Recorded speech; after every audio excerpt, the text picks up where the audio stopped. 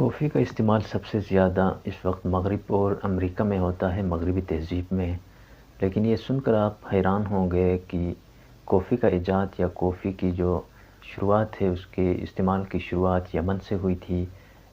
جب صوفی رات کو دیر تک جاگتے تھے، ذکر کرتے تھے، تو وہ اپنی نیند اور اپنی تھکن کو مٹانے کے لیے کافی پیتے تھے، اور اسی طرح یہ کافی یمن سے طالب علموں کے ذریعے، طلباء کے ذریعے مصر میں پہنچی، اور مصر سے 17ویں صدی میں یعنی 17 سینچری میں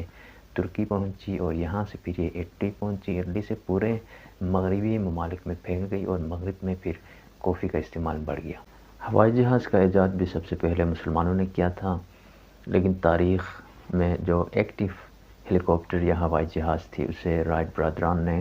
1902 میں اڑایا، لیکن اس سے پہلے ایک مسلمان سائنسدان عباس ابن فرناس نے آج سے 1000 سال قبل ایک فلائنگ مشین بنائی تھی۔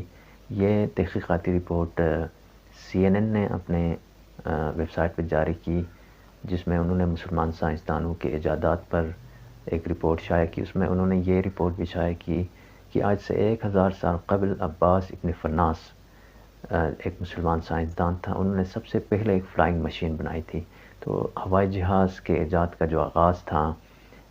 اس پر کام تھا، وہ عباس ابن فرناس نے 1000 سال قبل شروع کیا تھا۔ الزہراوی، جسے فادر آف سرجری کہا جاتا ہے، انہوں نے کیٹ گٹ کا ایجاد کیا، جسے ہم عام زبان میں ٹانکا کہتے ہیں، جو سرجری کے بعد زخم کو سینے کے لیے استعمال ہوتا ہے، اسے الزہراوی نے ایجاد کیا تھا آج سے 1000 سال قبل۔ الزہراوی نے 1500 صفحات پر مشتمل ایک کتاب لکھا تھا، ایک تھیسس لکھا تھا، جسے یورپ کی یونیورسٹیوں میں، درسگاہوں میں اگلے 500 سال تک پڑھایا جاتا تھا۔ الزہراوی کو اسی بنیاد پر فادر آف سرجری بھی کہا جاتا ہے۔